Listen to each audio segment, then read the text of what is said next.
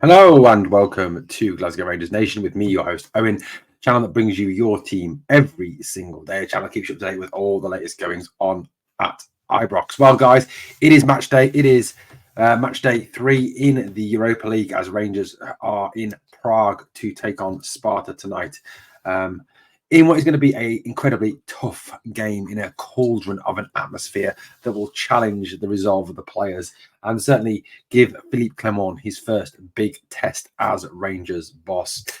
Clement obviously was at Glasgow Airport this afternoon, boarding the plane to Prague along with the rest of the team ahead of speaking to the media on Wednesday evening. And we'll talk a bit more about what Philippe and Todd Cantwell had to say to the media in that availability. But, today is going to be a game that will represent a first major hurdle for Clement to navigate as the Rangers manager. Sparta Prague are an incredibly higher level than anything that Rangers have faced in the league. They're a lot better team than Hibernian. So Rangers will definitely have to be at their best and be on their mettle for the game tonight. Obviously, the big news that came out of the press conference last night, in Prague was the news that Borna and Dujon Sterling are both out injured. Couple that, of course, with the fact that Ridvan Yilmaz was not included in the European squad. Rangers do not have a left back now in the matchday squad. Philippe Clement talked very, very clearly and very positively about this in terms of where we're at. He said that we can be negative about it, we can moan about it, but at the end of the day, it is an opportunity for someone to step in, and someone needs to step in and do that job.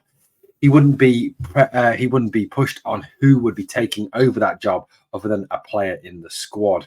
Clement, obviously, as we know from press conferences, is very clever at giving away the absolute minimum. He certainly isn't Michael Beale, who had what can only be described as verbal diarrhea when it came to speaking to the media.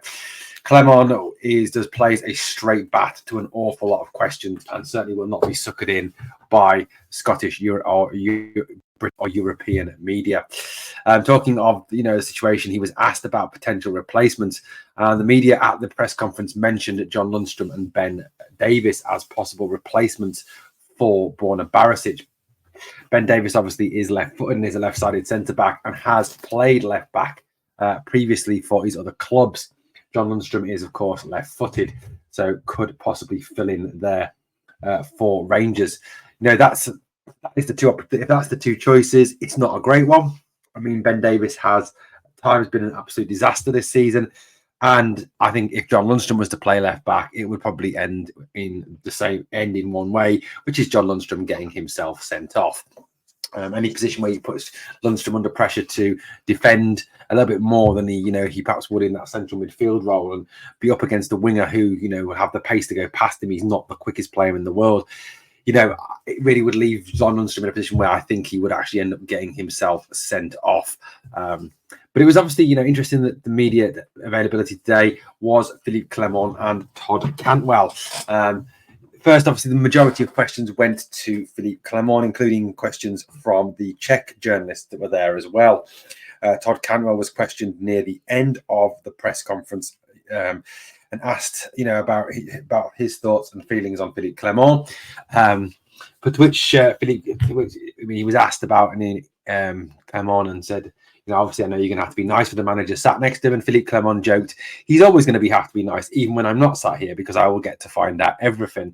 I think one of the journalists quipped back and then that he would be stuck on the bench, to which there was no response from either Philippe or Todd. I think that's it was a bit of a mischievous question.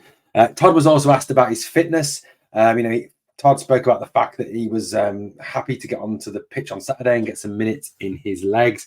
He talked also about the fact that in his mind that he is ready, that he is, he's fit, he's good to go. He was asked, is he ready to start and will he be able to play 90 minutes? A question he completely avoided, which was very clever of him, because at the end of the day, that is solely down to Philippe Clement's decision. It is not his decision. That is blindingly obvious. I think Todd did very well to avoid that potential banana skin there that the media definitely tried to throw him. But let's face it, they're always going to do that, aren't they? They're always going to throw in a bit of a curveball and try and catch out players and managers alike. Fortunately, in Clement, we have a manager that's not going to get caught out, and Todd Campbell is very media savvy when it comes to answering questions. In terms of the press conference and what Philippe Clement said, obviously the big issue was the left back issue, which, Clement cleared up as much as he possibly could without giving away too much. I mean, let's face it, he's not going to come out and name the team. He's not going to come out and say, oh, well, Ben Davies will start there, or, oh, well, John Lundstrom will start there, because he doesn't want to give Brian Priska, the Sparta manager, any sort of extra heads up to give him a heads up and a warning as to what we're going to do. We talked about the fact that I think he was very clear, and it's very much his very concise, very much his thoughtful, solution-oriented management. He talked about we need to find solutions. We need someone to set up. We can sit here and carry on being negative about that, but someone else just needs to step in and do the job for the team. So I expect everybody to attack and everybody to defend. Sometimes midfielders are attackers, sometimes they are defenders. We attack as a team, we defend as a team. Very much a collective responsibility was what he was trying to put across there, that no matter who plays left back or right back or centre half or central defence or central defensive midfield or attacking midfield, they all have a responsibility to attack. They all have a responsibility to defend, that they are one team and they work together. The media tried to pull him in on the Ridvan question, and said that, basically, was it a surprise that Ridvan was not in the European squad?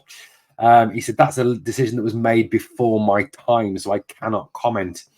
And also that Dujon is injured. A lot of things that come together and leave us in this situation. He said that, as I said last week, everything is a new white page. Players are getting their chances. Look at what happened a few weeks ago or a few months ago. That is not important. Those decisions are made. I don't know what the information or the ideas were at the time. It's important, though, that we don't look back. So I think, he dodged again the attempts again to try and get him to call out Michael Beale, I think, which was clear as to what the media were wanting. He did obviously talk about the fact that Rangers would have to be at a very different level to Saturday, because this team is a better team. He said they're really good on the ball. They've got good quality players, good structure, a good coach, and they're also playing at home. He says we will need to be different with all the team on their toes. But I saw good signs over the last 2 days in training. Everybody's up to a great European night. And those nights you need to be very focused, very concentrated, and you need to take your chances. That was all. I think it's very true. It is going to be a big, huge step up in quality, a big test for the club.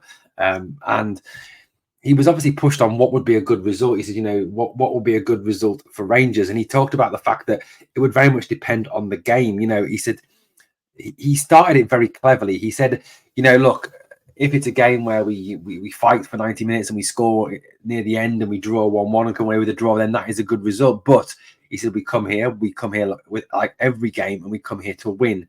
And that's the philosophy he seems to have, that he has that winner's mentality.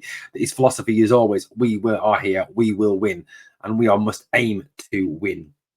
And he talked very intelligently as well about the fact that he wants to create a team that dominates, not just teams that are worse than us or the same level as us, but even teams that are better at us. He wants to create a dominant Rangers, and that is certainly something that is exceptionally positive.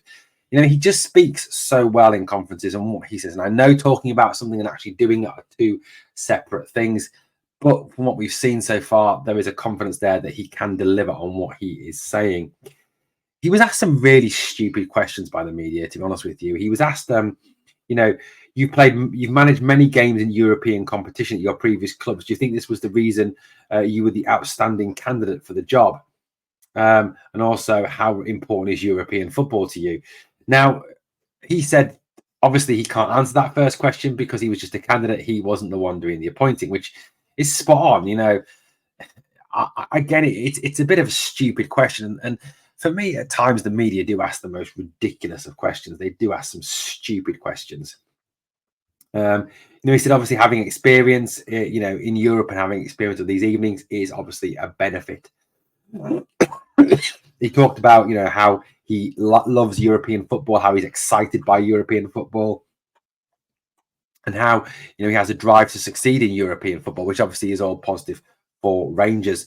He also talked about the fact that he remembers this stadium. He said because more than 20 years ago, we qualified here with Belgium for the World Cup in 2002. So it has a stadium that has a special place for him in his heart. He also talked about the fact that he knew Brian Priska, who is the Sparta Prague manager. He said that they played together. They'd obviously, worked at the same time in the same country. They knew each other very well indeed.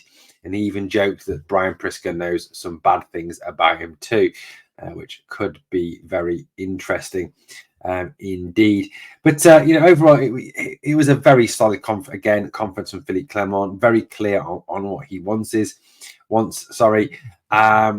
Pretty spot on in my opinion. Absolutely spot on. He was asked obviously about Abdallah Sima as well. The fact that Sima is an ex-Slavia Prague player. He spoke very highly of Abdallah Sima, who he called Abda. He said that he was working hard, not only in scoring goals, but working hard for the team also. Again, very positive, very much a forward-thinking press conference from Philippe Clement. Go, and if you haven't seen it yet, go and check it out on Rangers TV. Look, tonight is going to be a tough match. It is going to be a hard game. It is going to be a battle. It is going to be a fight from the first whistle to the very last whistle.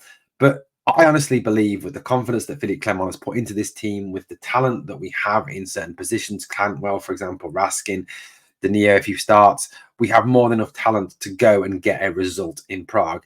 Yes, it will not be a blowout, massive victory like it was on Saturday against Hibernian. It will not be easy. I'm going to go for 2-1 Rangers. I'm going to go for Cantwell to get one, and I'm going to go for Sima to get the winner. So 2-1 victory for Rangers. Let me know your predictions in the comments down below. Look, like I said, we've got to just get behind them, think positive, support the team tonight. No matter who plays left back tonight, we get behind him, we support him, and hopefully the team do exactly the same as well. Well, guys, thank you for watching Glasgow Rangers Nation this morning, this afternoon, or this evening just before the game. As always, 2 things I need you to do for me on the way out. Number 1 is smash the like, and number 2 is remember always we are